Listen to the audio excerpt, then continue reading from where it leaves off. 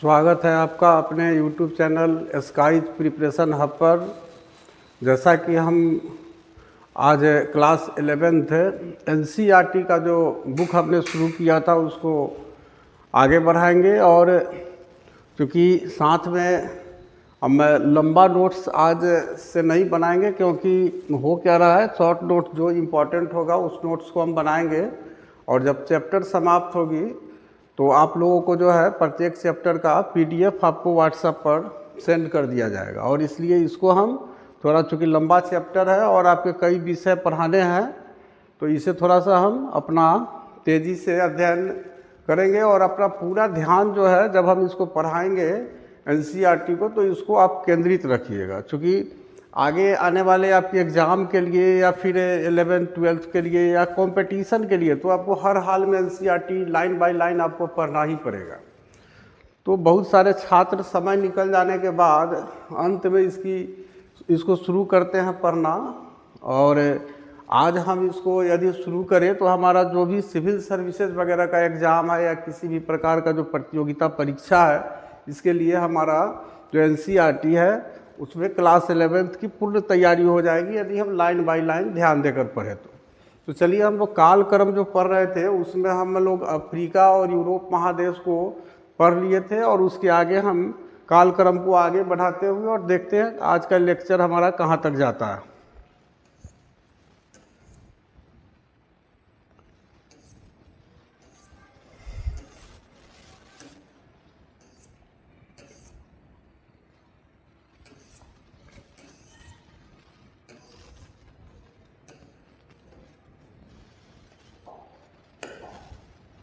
आज हम लोग शुरू करेंगे ये एशिया और दक्षिण एशिया, एशिया और साउथ एशिया में मानव ने जिस प्रकार का विकास किया उन सारे तथ्यों के बारे में हम पढ़ेंगे। हम लोग देखें कि 56 लाख वर्ष पहले अफ्रीका में सबसे पहले जो मानव का जो प्रारंभिक पूर्वज यदि माना जाए, जिसे हम ऑस्ट्रेलोपिथिकस कहते हैं, तो उसका जीवाश्म हमें अफ्रीका में मिला था 56 लाख वर्ष पहले, और वहाँ से हमने इस काल क्रम को शुरू किया था, और 0 से 1 साल पहले तक हम इस काल क्रम को समाप्त करेंगे। हर महादेश में, चूँकि ये महादेश की घटना है इसलिए स्पेशल किसी देश के किसी खास जगह को नहीं दिखाया गया है। एक महादेश में ही पूर्वी पश्चिमी, जैसे एशिया महादेश है तो पश्चिमी एशिया, पूर्वी एशिया, मध्य एशिया, फिर दक्षिण एशिया, इस तरह से करके हम इसको इसलिए देख रहे हैं इस काल क्रम को, क्योंकि अगर हर देश में जो भी मानव के क्रियाकलाप थे, प्रारंभिक मानव के जो क्रियाकलाप थे, जो एक्टिविटी थे, हर देश का अलग अलग पढ़े, तो इतने छोटे काल क्रम का जो हमने PDF यहाँ देखा NCERT का, उसमें ये पूरा आप इसमें एडजस्ट नहीं हो पाएगा, उतना लंबा जो कंटेंट्स है। और इसलिए हमने महादेश में पूर्व पश्चिम या कोई खास देश का नाम हमने दे दिया। अब जैसे चीन में अग्नि का प्रयोग हुआ 7 लाख वर्ष पहले आज, लेकिन कहाँ हुआ इसको हम लोग अलग से पढ़ेंगे, लेकिन PDF में ये ध्यान देना है कि चीन में हुआ। तो इस तरह से आज हम एशिया महादेश के काल क्रम को हम लोग पढ़ेंगे। आप हमेशा ध्यान रखिएगा कि हम लोग 6 लाख वर्ष पहले से स्टार्ट कर रहे हैं, 6 लाख वर्ष पहले से इस काल क्रम को स्टार्ट कर रहे हैं, पहले से स्टार्ट कर रहे हैं, और 1 ईसा पूर्व तक जा कर के इसको समाप्त कर रहे हैं। ईसा पूर्व का आप मीनिंग आप समझिए कि अभी हो रहा है 2025 ईस्वी, तो आज से आप मन में सोचिए कि आज से 2025 साल पहले क्या रहा होगा, 0 वर्ष रहा होगा, जो 0 ईस्वी हम इसको कह सकते हैं। तो 0 के बाद 1 2 से बढ़ते हुए और आज 2025 वर्ष जो है हो गया। तो चूँकि ईसा मसीह का जो जन्म दिवस है उसी साल से हम ईस्वी का शुरुआत करते हैं अंग्रेजी कैलेंडर के हिसाब से। तो आप देखिए कि 1 ईस्वी से लेकर के 2025 ये अंग्रेजी कैलेंडर के हिसाब से हो गया। ये अंग्रेजी कैलेंडर के हिसाब से अभी 2025 हो रहा है, और इसके पहले का जो समय था इसी को कहा जाता है ईसा पूर्व कहा जाता है। तो एक ईसा पूर्व यानी 0 से 1 साल पहले तक हम पढ़ेंगे, और आज से 6 लाख वर्ष पहले से हम शुरू करेंगे इस कालक्रम को। यही मुख्य रूप से हम इस कालक्रम में पढ़ रहे हैं। तो देखिए यहाँ पर सबसे पहले हम देखते हैं एशिया और दक्षिण एशिया में क्या मानव से संबंधित घटनाएं घटी।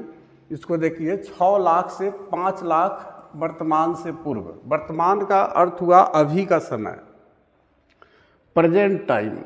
तो प्रेजेंट टाइम से 6 लाख बिफोर यानी पहले से शुरू करेंगे, और अभी से 5 लाख वर्ष पहले के बीच में हम समाप्त करेंगे। तो इसके बीच में क्या होता है कि अग्नि का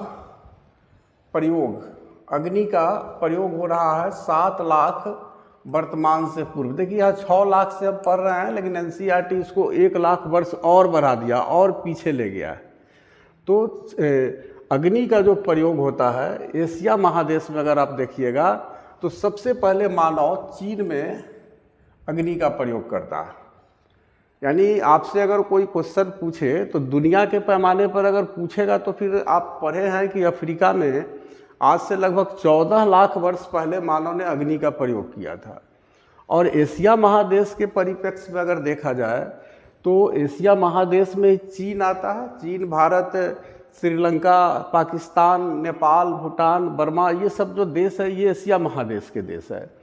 तो इसमें एशिया महादेश में यदि हम देखें तो चीन में जो है आज से लगभग 7 लाख वर्ष पहले मानव ने अग्नि का प्रयोग किया। यूज ऑफ फायर के बारे में जानते थे, आग के बारे में जानते थे, लेकिन मानव ये नहीं जानता था कि इस आग का प्रयोग कैसे किया जाए, इस आग का हमारे जीवन में क्या उपयोगिता है, इसके बारे में मानव नहीं जानता था।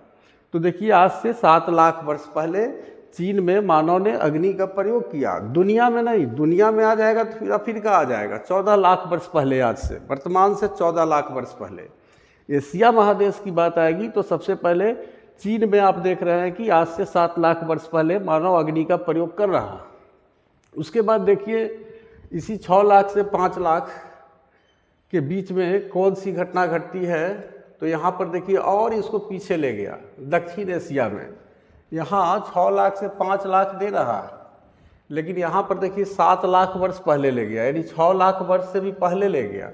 तो ये थोड़ा सा जो इसका अपना जो कालक्रम जो बनाया हुआ है इसमें थोड़ा हमारे समझ से संशोधन होना चाहिए। लेकिन चूंकि एनसीईआरटी है जो लिख दिया उस पर आप बहुत ज़्यादा ऑब्जेक्शन आप नहीं कर सकते हैं, क्योंकि जब हम कालक्रम को आज से 6 लाख वर्ष पहले से शुरू करेंगे और आज से 5 लाख वर्ष पहले समाप्त करेंगे कि इसके बीच में आखिर एशिया महादेश में मानव जीवन से संबंधित क्या घटना घटी, तो फिर आज से 7 लाख वर्ष पहले मतलब 6 लाख से पहले हम जा रहे हैं, और वहाँ देखिए 19 लाख वर्ष पहले दे रहा है दक्षिण एशिया में।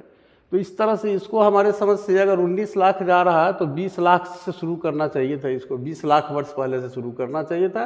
लेकिन चलिए जो एनसीईआरटी लिख रहा है उसको एक्सेप्ट करना। रिवात में पाषाणकालीन स्थल में अग्नि का प्रयोग हो रहा है। ये रिवात कहाँ है? ये पाकिस्तान में है। रिवात जो है पाकिस्तान का एक स्थल है जहाँ पर चीन से भी पहले यानी आज से 19 लाख वर्ष पहले, देखिए इकाई, दहाई, सैकड़ा, हजार, 10,000, लाख, 10 लाख, ये 19 लाख वर्ष पहले आग का प्रयोग कर रहा है मानव। यानी ये जो हमारा भ्रम था कि अब ये अफ्रीका से भी बहुत पीछे चला जा रहा है, क्योंकि अफ्रीका में अब देख रहे हैं कि 14 लाख वर्ष पहले लिख रहा है और यहाँ 19 लाख वर्ष पहले लिख रहा है। और ये पाषाणकालीन स्थल है। पाषाणकालीन के बारे में आप लोगों को चूँकि पढ़ाया नहीं है तो पाषाण काल को आप समझिए कि हमारा जो इतिहास है, प्राचीन काल का जो इतिहास है, उसका हम शुरुआत आपको पाषाण काल से ही करते हैं। तो पाषाण काल उसको कहा जाता है जिसमें मानव पत्थर से बने औजारों का इस्तेमाल करता था। तो पाषाण का अर्थ होता है पत्थर। तो ये सोचिए कि 19 लाख वर्ष पहले, यानी अगर इससे देखा जाए तो 12 लाख वर्ष पहले चीन से 12 लाख वर्ष पहले दक्षिण एशिया में आपका जो पाकिस्तान है, यहाँ पर मानव अग्नि का प्रयोग कर ले रहा। और कहाँ पर, तो जगह भी खोल दिया है यहाँ, रिवात, ये पाकिस्तान के रिवात में, ये पाषाण कालीन स्थल है।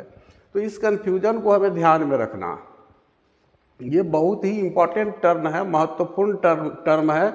यहाँ पर हमारा कन्फ्यूजन जो है आ जाता है। मान लीजिए कि आपको लिख दे कि मानव ने अग्नि का प्रयोग सर्वप्रथम कहाँ किया, और उसमें एक जगह चीन लिख दे और एक जगह पाकिस्तान लिख दे, तो फिर आप चीन पर लोग बड़ा जल्दी क्या करता है कि उस पर टिक लगा देता है। लेकिन देखिए चीन से भी 12 लाख वर्ष पहले दे रहा है, 19 लाख, वर्तमान से 19 लाख वर्ष पहले पाकिस्तान का जो रिवात है वहाँ पर एक पाषाण कालीन स्थल है, एक साइट्स है, पैलियोलिथिक साइट्स है, वहाँ पर मानव जो है ये अग्नि का प्रयोग कर रहा है। तो यूज ऑफ फायर को आप ये, लेकिन यहाँ पर जो दे रहा अग्नि का प्रयोग दे रहा है और यहाँ पर पाषाण कालीन स्थल का एविडेंस दे रहा है। यहाँ पर हम कन्फ्यूजन ला सकते हैं, 6 लाख से 5 लाख, इसमें चीन ही अग्नि के प्रयोग में रखिएगा और इसमें आप रखिएगा पैलियोलिथिक साइट्स, यानी पाषाण कालीन स्थल है 19 लाख वर्ष पहले पाकिस्तान के रिवात में, लेकिन यहाँ अग्नि का प्रयोग नहीं हो रहा है, यहाँ साइट्स की चर्चा हो रही है।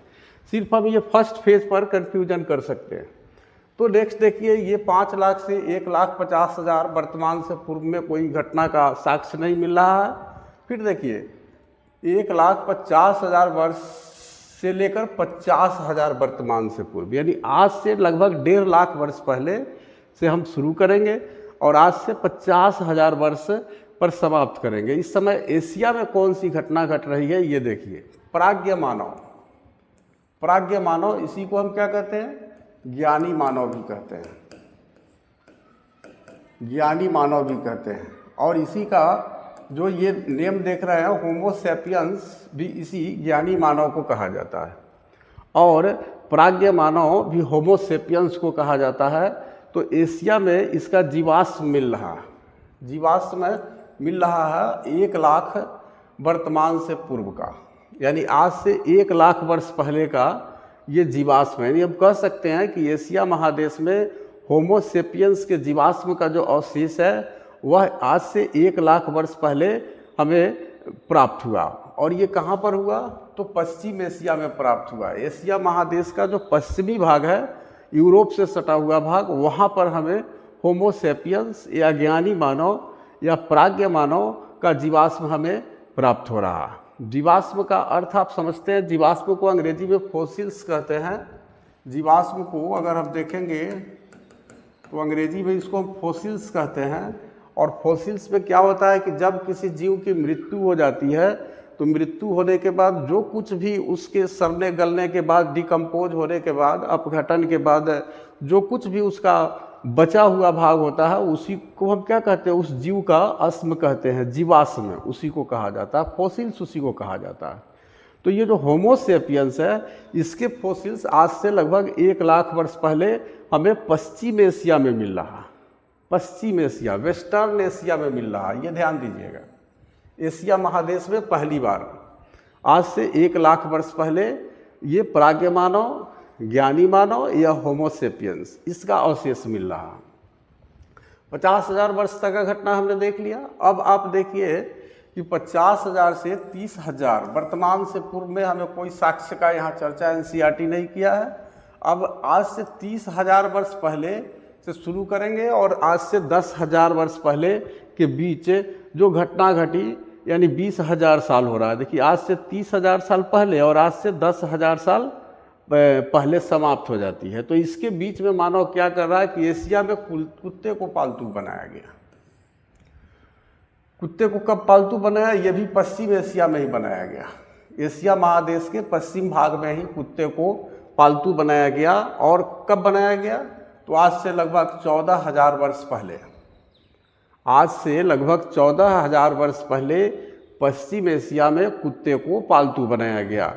तो देखिए एशिया महादेश में हम देख रहे हैं कि पहला जो जानवर है जिसको मनुष्य ने पालतू बनाया, उस जानवर का नाम है कुत्ता।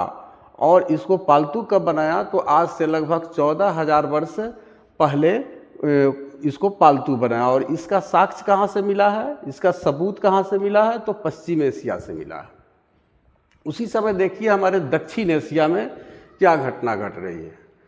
तो भीमबेटका के गुफा चित्र ये मध्य प्रदेश में मिल रहा है। ये भीमबेटका जो देख रहे हैं ये मध्य प्रदेश के रायसेन जिले में स्थित है। भीमबेटका मध्य प्रदेश के रायसेन जिला में है। ये रायसेन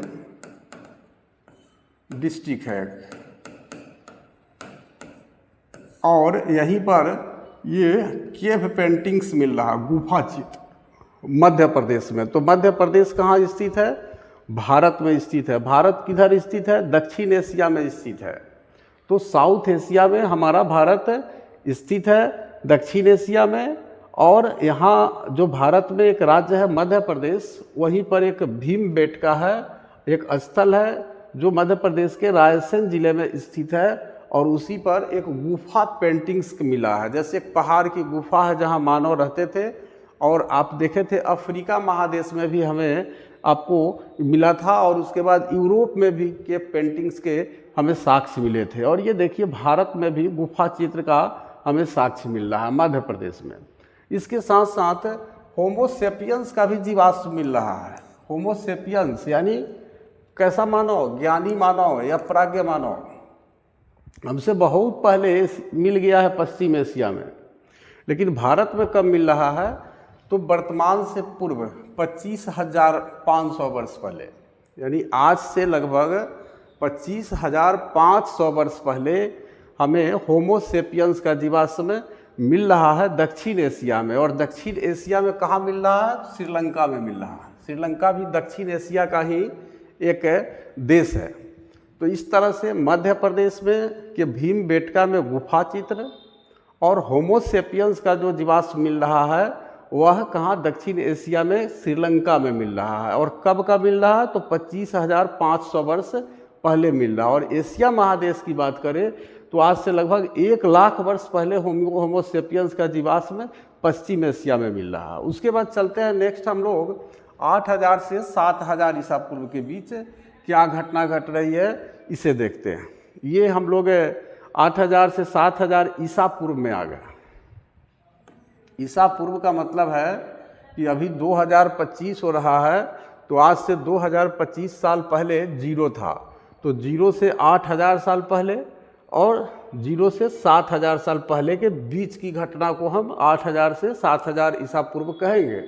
तो एशिया महादेश में हमें इस बीच में क्या मिल रहा है, तो देखिए भेड़ और बकरियों को पालतू बनाया गया। ये एशिया महादेश में भेड़ और बकरियों को पालतू बनाया जा रहा है 8,000 से 7,000 ईसा पूर्व में। और उसके बाद गेहूं और जौ की खेती का साक्ष्य भी मिल रहा है। और ये दोनों कहाँ मिल रहा है, वेस्टर्न एशिया में मिल रहा है, पश्चिमी एशिया में मिल रहा है। तो इसको आप क्या करेंगे ना कि एशिया वाला कॉलम में इसको आप एक अलग नोट्स बना लेंगे, या फिर चैप्टर समाप्त होगा तो हम PDF आपको व्हाट्सएप पर भेजेंगे ही। जिनके पास व्हाट्सएप नंबर नहीं है उनको हम सलाह दिए हैं कि वो व्हाट्सएप से कनेक्ट हो जाएंगे। तो ये जो नंबर है, इस नंबर पर आपको चैप्टर समाप्त होने के बाद इसका एक नोट्स का जो PDF होगा, जो अपने स्काइज प्रिपरेशन हब के द्वारा बनाया होगा। और ये आप ध्यान रखिए कि मेरा प्रयास होगा कि पूरे भारतवर्ष में कई प्रकार के इंस्टीट्यूशन है जो नोट्स बना रहे हैं, लेकिन मेरा प्रयास होगा कि उनमें सबसे द बेस्ट नोट्स आपको हम प्रोवाइड कराएंगे। तो थोड़ा सा जब तक इस चैप्टर को आप पढ़िए, और बाद में आप सिर्फ नोट्स पढ़ेंगे, आपके दिमाग में पूरा चैप्टर आ जाएगा। तो भेड़ और बकरी को पालतू बनाया गया। गेहूं और जौ की खेती पश्चिम एशिया में किया गया। यह ध्यान रखिएगा, मानव ने एशिया में सबसे पहले गेहूं और जौ की खेती किया और कुत्ते को पालतू बनाया। लेकिन कुत्ते के बाद भेड़ और बकरी को भी पालतू बना रहा और पश्चिम एशिया में बना रहा। उस समय दक्षिण एशिया में आपको इसका कोई साक्ष्य हमें नहीं मिल रहा। 7,000 से 6,000 ईसा पूर्व में आप चलिए, इसमें क्या हो रहा है कि सूअर और सूअर के साथ और पशुओं को पालतू बनाया जा रहा है। कहाँ पर, पश्चिम एशिया में भी और पूर्व एशिया में भी। पूर्वी एशिया में भी और पश्चिमी एशिया में भी। यानी भेड़, पहले कुत्ता, उसके बाद भेड़, उसके बाद बकरी, उसके बाद सूअर, और उसके बाद और भी पशु है, उनका चर्चा यहाँ पर नहीं किया है। उसमें ढोर वगैरह हो सकता है, या और भी आपको हो सकता है, जैसे घोड़ा वगैरह का भी आपको पालतू बनाया होगा। लेकिन चूंकि सूअर और लिख रहा है तो सूअर तक ही एनसीईआरटी जितना लिख रहा है उतना ही आपको कंफर्म करके चलना है। तो ये 7000 से 6000 ईसा पूर्व में सूअर और पशुओं को पालतू बनाया। कहाँ पर? पश्चिम और पूर्व एशिया में। उसके बाद प्रारंभिक कृषि बस्तियाँ देखिए दक्षिण एशिया में मिल रही है, और दक्षिण एशिया के बलूचिस्तान में मिल रही है कृषि बस्तियाँ। एग्रीकल्चरल, आप कह सकते हैं कि एग्रीकल्चरल सोसाइटी है, मतलब ऐसी बस्ती मिल रही है जहाँ के लोग खेती करना शुरू कर दे रहे हैं। देखिए आज 7000 से 6000 ईसा पूर्व के करीब मिल रहा है ये दक्षिण एशिया में। और दक्षिण एशिया में कहाँ मिल रहा है? तो बलूचिस्तान में। और बलूचिस्तान कहाँ स्थित है? तो पाकिस्तान का एक प्रांत है। और पाकिस्तान का जो एक प्रांत है, इसी में एक स्थान है जिसके बारे में हम लोग पढ़ेंगे, मेहरगढ़। तो मेहरगढ़ में ये आप शॉर्ट नोट्स वगैरह इसके साथ लिखते जाएंगे। तो सबसे पहले दक्षिण एशिया में हम देख रहे हैं कि कृषि बस्तियों का जो साक्ष्य मिल रहा है वह पाकिस्तान के बलूचिस्तान प्रांत में मिल रहा है, और बलूचिस्तान प्रांत के मेहरगढ़ नामक स्थान में हमें मिल रहा है। उसके बाद चलिए 6000 से 5000 ईसा पूर्व की घटना देखते हैं एशिया महादेश में। देखिए कुक्कुट पालन यानी मुर्गा पालन शुरू हो गया, मुर्गा मुर्गी का पालन 6000 से 5000 बीसी में इसका साक्ष्य मिल रहा है और एशिया में। और कहाँ मिल रहा है? तो पूर्वी एशिया में मिल रहा है। एशिया महादेश के पूर्वी भाग में आपको कुक्कुट पालन का साक्ष्य मिल रहा है। उसके बाद क्या हो रहा है कि ज्वार और बाजरा की खेती का भी साक्ष्य मिल रहा है। ये ज्वार और बाजरा की खेती का साक्ष्य भी हमें 6000 से 5000 ईसा पूर्व के बीच मिल रहा है। उसके बाद देखिए एक और फसल का साक्ष्य हमें मिल रहा है जिसका नाम अरबी या याम है। तो ये याम का साक्ष्य हमें मिल रहा है। देखिए यहाँ पर कुक्कुट पालन, ज्वार बाजरा तथा अरबी, इसका साक्ष्य हमें मिल रहा है। तो अरबी क्या होता है? तो अरबी एक ऐसा पौधा है, ये ध्यान दीजिए, ये अरबी एक ऐसा पौधा है जिसकी पौधा का जो जड़ होता है ना, उसी जड़ को लोग खाते हैं। पौधा का जो जड़ है, पौधा की जड़ को खाते हैं, और जड़ को ही नहीं खाते हैं, इसकी पत्तियों को भी लोग खाते हैं। और ये आपको जिस तरह से अलुआ वगैरह या आलू वगैरह जिसका जो पौधा होता है ज़मीन के नीचे, तो उसी टाइप का काटने पर आपको बिल्कुल वाइट टाइप का निकलता है। तो ये भी हमें एशिया महादेश में और पूर्वी एशिया में, ये देखिए कुक्कुट पालन, ज्वार बाजरा और अरबी की खेती का साक्ष्य हमें मिल रहा है पूर्वी एशिया में। उसके बाद हम लोग चलते हैं 5000 से 4000 ईसा पूर्व के बीच में, कि 5000 से 4000 ईसा पूर्व के बीच कौन सी घटना घट रही है एशिया महादेश में। दक्षिण एशिया में तो कोई इस साल का कोई साक्ष्य हमें नहीं मिल रहा है, लेकिन आप एशिया महादेश का देखिए तो कपास की खेती का साक्ष्य मिल रहा है। यानी मानव अब अपने लिए कपड़ा बनाना भी सीख जाएंगे।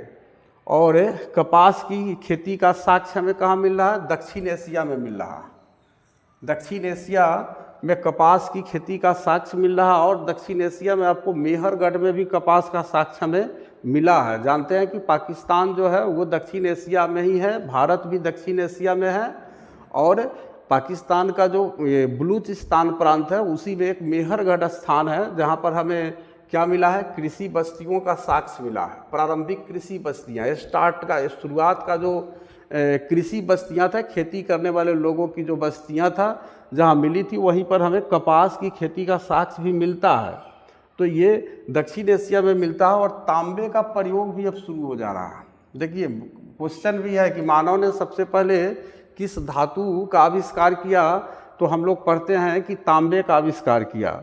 तो देखिए 5000 से 4000 बीसी, यानी इसमें अभी का 2025 साल आप और जोड़ दीजिए तो लगभग 7000 साल, आज से 7000 साल पहले ये तांबे का प्रयोग हो रहा है, लेकिन ये पश्चिम एशिया में हो रहा है सबसे पहले।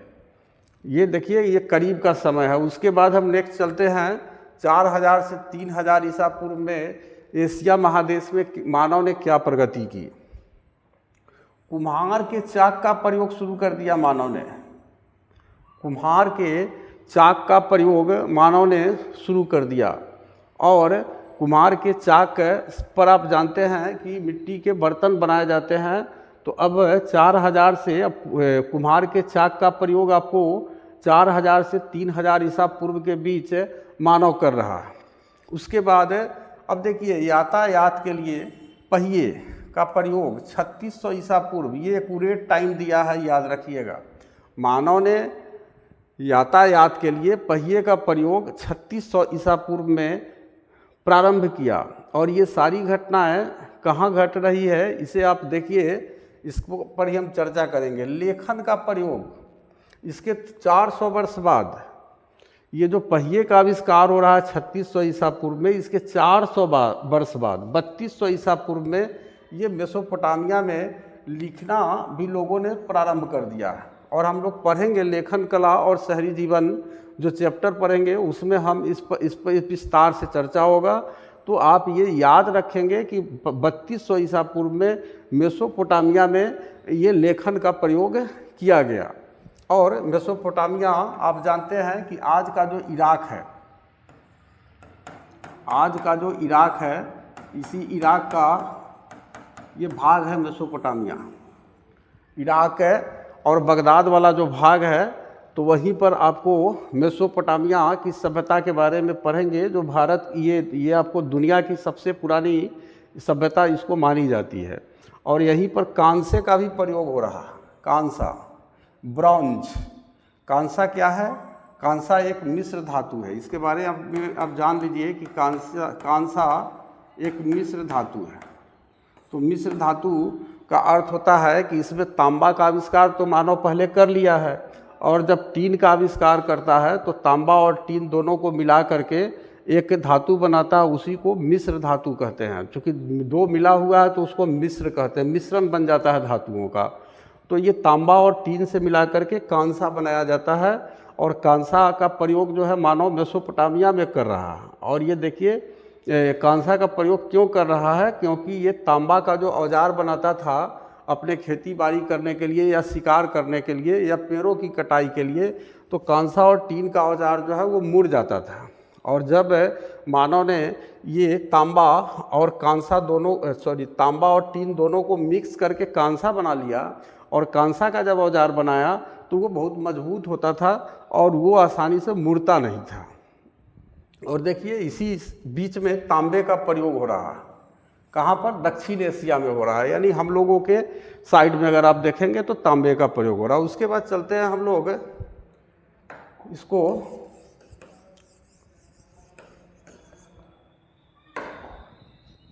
तीन 3000 से 2000 ईसा पूर्व के बीच एशिया महादेश में कौन सी घटना घट रही है? हल कृषि, यानी अब हल के द्वारा खेती की जा रही है।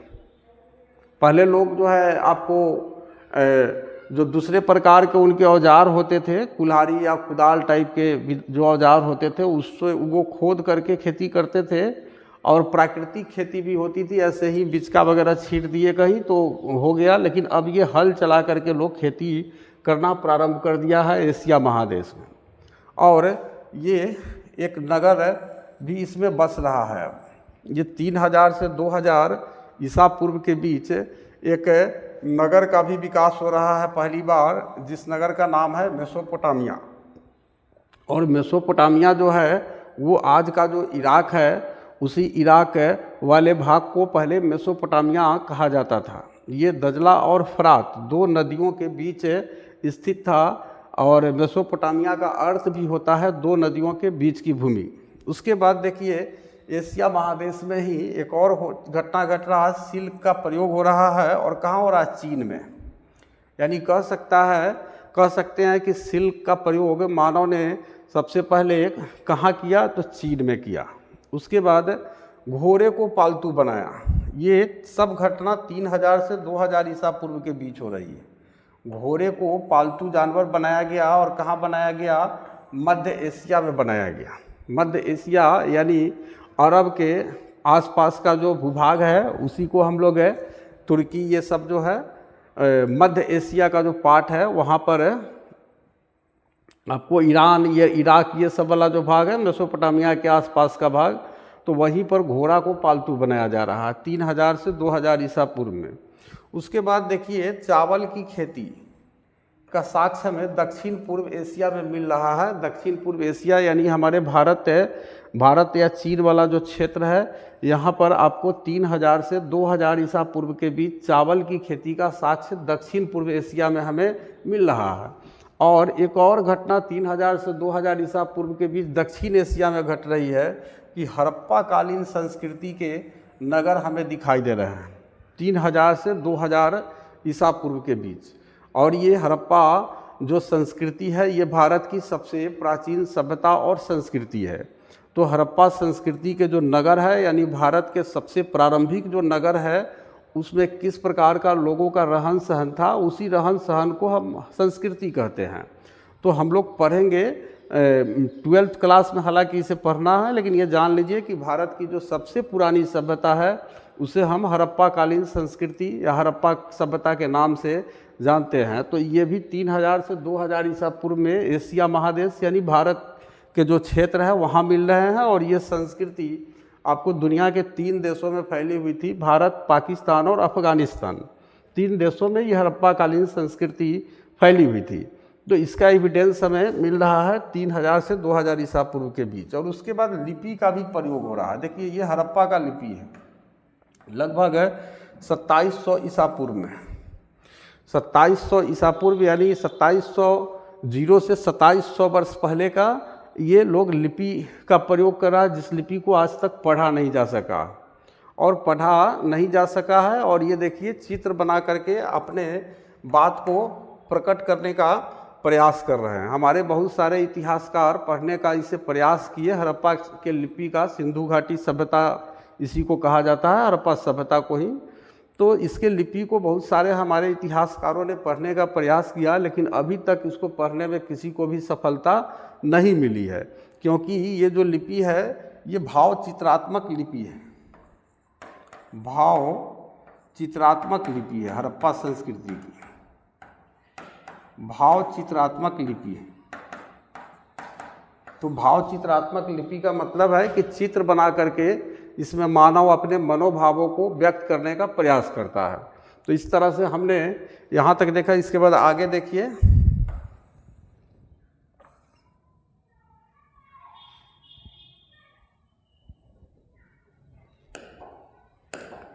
2000 से 1900 ईसा पूर्व के बीच की घटना एशिया महादेश में, इधर एशिया है, इधर दक्षिण एशिया, साउथ एशिया है।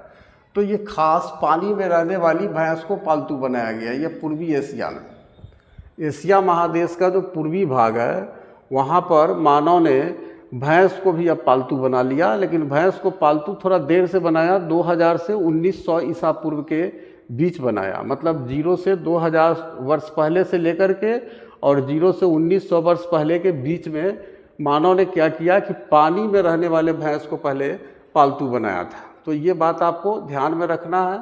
1900 से 1800 ईसा पूर्व का कोई साक्ष्य नहीं है, 1800 से 1700 ईसा पूर्व का कोई साक्ष्य नहीं है, 1700 से 1600 ईसा पूर्व का भी कोई साक्ष्य नहीं है। अब देखिए और आगे बढ़िए, 1600 से 1500 ईसा पूर्व के बीच एशिया महादेश में क्या हो रहा है, नगरों का विकास हो रहा है।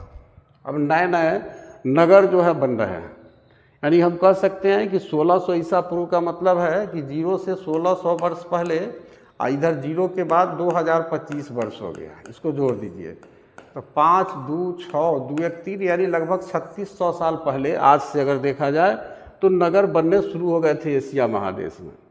उसके बाद लोग लिखना भी शुरू कर दिया था। ये लगभग आज से 3600 वर्ष पहले कहिए या 1600 से 1500 ईसा पूर्व के बीच कहिए। उसके बाद राज्य का भी आपको निर्माण होने लगा और राज्य को चलाने वाले अब वंश भी आ गए, राजवंश आ गए। अब देखिए मानव के पास एक खानदान आ गया, एक वंश आ गया। जो मानव पहाड़ों और जंगलों में रहा करता था उसके पास अब वंश आ जा रहा है और ये सांग राजवंश का नाम आ रहा है, सबसे पुराना। ये देखिए कितना पुराना राजवंश है, 1600 से 1500 ईसा पूर्व में ये राजवंश जो है आपको आ रहा है एशिया महादेश में। और ये कहाँ, चीन में है, चीन का वंश है ये। उसके बाद कांसे का प्रयोग देखिए चीन में थोड़ा देर से हुआ, ये चीन में कांसे का प्रयोग आपको 1600 से 1500 ईसा पूर्व में हो रहा है। उसके बाद देखिए दक्षिण एशिया में कोई घटना नहीं है। 1500 से 1400 ईसा पूर्व में मानव के विकास को देखिए, लोहे का प्रयोग शुरू हो गया। ये पश्चिम एशिया में, एशिया महादेश के पश्चिमी भाग में लोहे का प्रयोग जो है आपका शुरू हो जाता है 1500 से 1400 ईसा पूर्व के बीच में। और इसके 500 वर्ष बाद भारत में लोहे का प्रयोग होता है। ये भारत में अगर देखिएगा तो ये लगभग 1000 ईसा पूर्व में लोहे का प्रयोग लगभग भारत में हो रहा है। और इसके 400 वर्ष, ये 500 वर्ष पहले 1500 ईसा पूर्व से 1400 ईसा पूर्व ही पश्चिम एशिया में पहले लोहे का प्रयोग हो जा रहा है और भारत में 400-500 वर्ष बाद में लोहे का प्रयोग हो रहा है। लेकिन भारत दक्षिण एशिया में एक बहुत बड़ी घटना घट रही है जिसका नाम है ऋग्वेद की रचना। अब ये वेद आ गया। वेद जो हिंदुओं का आपको प्रारंभिक धर्म ग्रंथ माना जाता है और 4 वेद है, ऋग्वेद, सामवेद, ऋग्वेद है, उसके बाद सामवेद है, उसके बाद यजुर्वेद है और लास्ट वाला सबसे अंतिम जो है अथर्ववेद है। इसके बारे में हम लोग पढ़ेंगे आगे, खास करके इसको 12th क्लास के इंडियन हिस्ट्री में हमें पढ़ना है अभी। तो ये ऋग्वेद जो है ये हिंदुओं का सबसे पुराना धर्म ग्रंथ इसी को माना जाता है। यानी सबसे पहले ऋग्वेद की रचना ही आपको ये करता है दक्षिण एशिया में। और ये देखिए ये 1500 से 1400 ईसा पूर्व के बीच होती है और यहीं पर हड़प्पा संस्कृति का अंत माना जाता है। और उसके बाद ऋग्वेद आ गया तो वैदिक काल प्रारंभ होता है 1500 से 1400 ईसा पूर्व में ही। ऋग्वैदिक काल पहले शुरू होता है और उसके बाद फिर उसको 2 भाग में बांटते हैं। ऋग्वैदिक काल के बाद उत्तर वैदिक काल आता है जो लगभग 1000 वर्ष तक चलता है और उसके बाद फिर जो है ये वैदिक काल समाप्त हो जाता है। फिर बौद्ध धर्म और जैन धर्म का उदय होता है इसके 1000 साल बाद। तो देखिए 1500 से 1400 ईसा पूर्व के बीच ऋग्वेद की पहले रचना हो रही है, सामवेद, यजुर्वेद और अथर्ववेद की रचना उसके बाद में हो रही है। उसके बाद ये तीनों में कालक्रम में कोई घटना का यहाँ पर साक्ष्य दिया है। ये 2 का एक साथ लिखा है, ये वाला देखिए 1200 से 1000 ईसा पूर्व के बीच, 1100 ईसा पूर्व के बीच। देखिए दक्षिण एशिया में लोहे का प्रयोग हो रहा है और लोहे का प्रयोग हो रहा है। अब ये भारत में अब 1000 ईसा पूर्व लिखे हैं तो इसी को आप 1100 भी कर दे सकते हैं।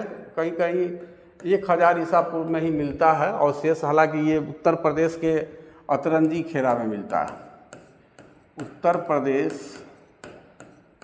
के एटा जिला में एक स्थान है जिसका नाम है अतरंजी खेरा।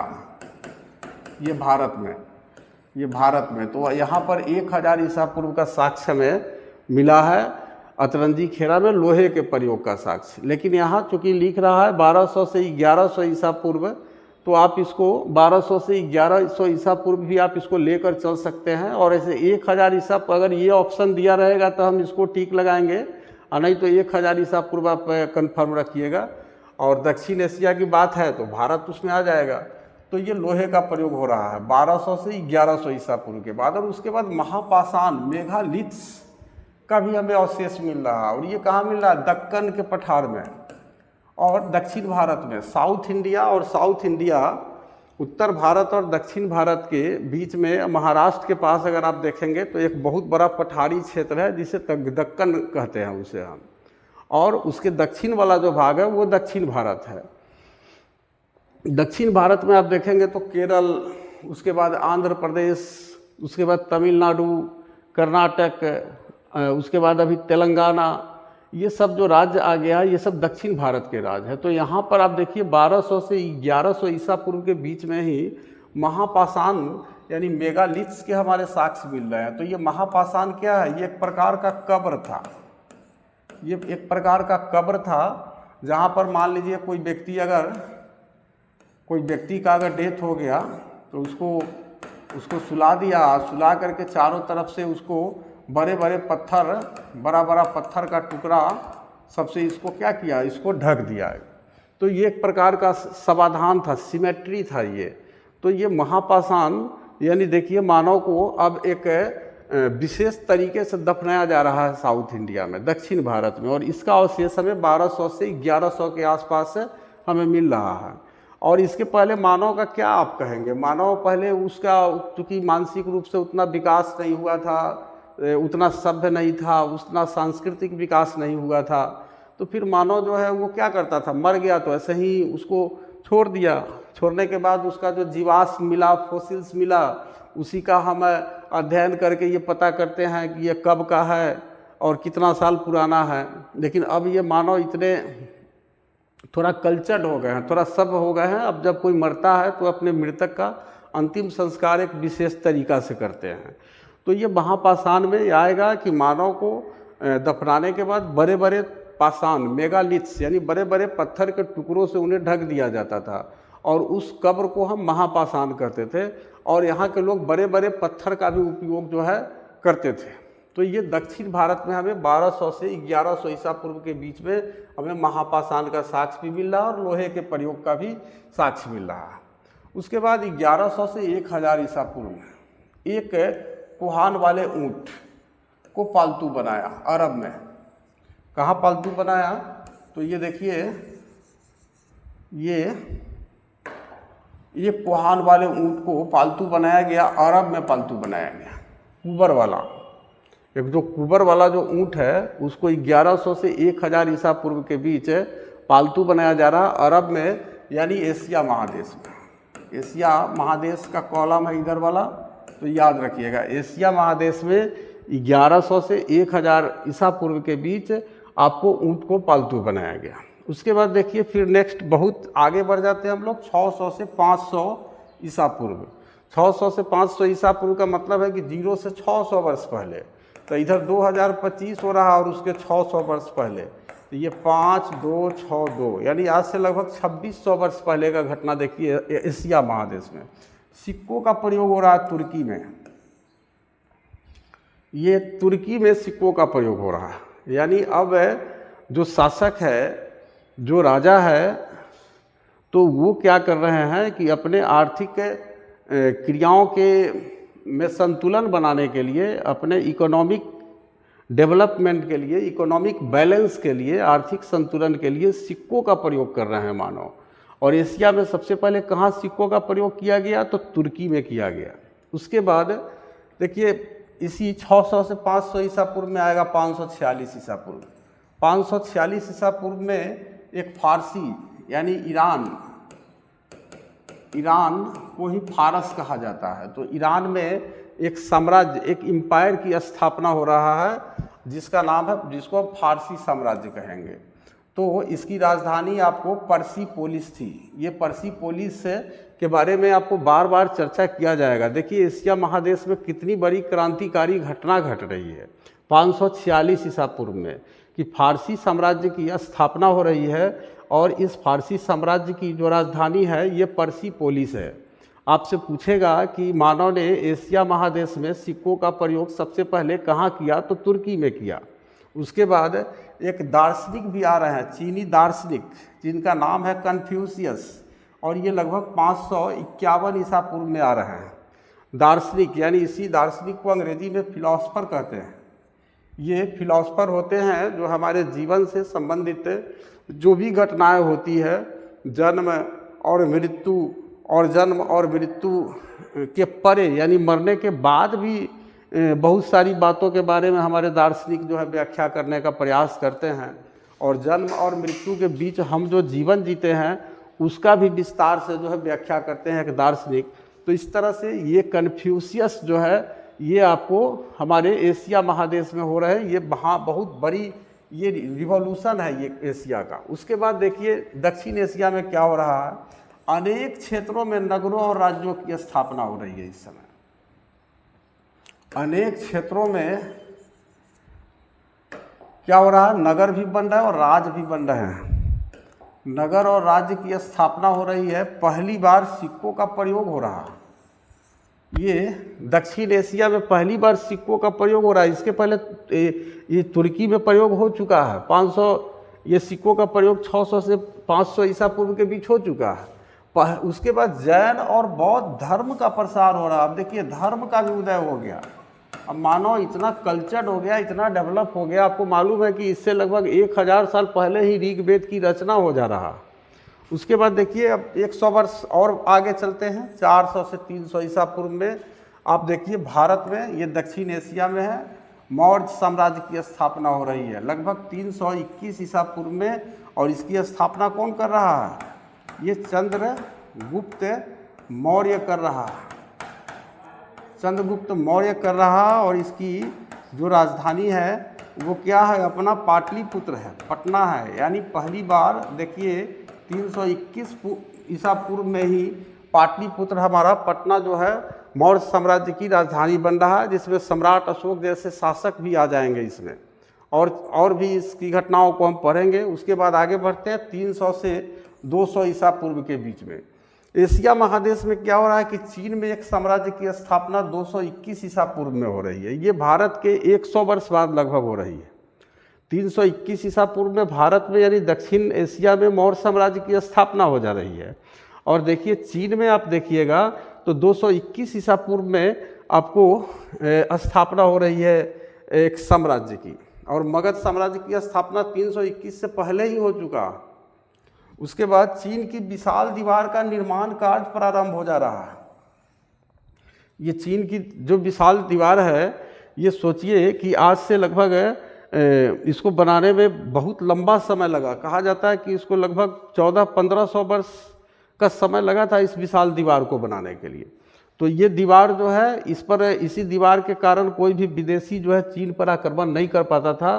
तो ये चीन की विशाल दीवार का निर्माण भी 300 से 200 ईसा पूर्व के बीच हो रही है। और इसके बीच में भी बहुत सारी घटनाएं हैं, लेकिन ये अलग अलग देशों में अलग अलग है। हम लोग महादेश वाइज पढ़े हैं, इसलिए इसके बीच में हम 1 ईसा पूर्व में इसको समाप्त करते हैं। और उसके बाद हम लोग क्या करेंगे कि हमारा सिर्फ 1 दिन का ये लेक्चर जो बचेगा उसमें इसको समाप्त करके हम ये चैप्टर भी हम आपका स्टार्ट कर देंगे।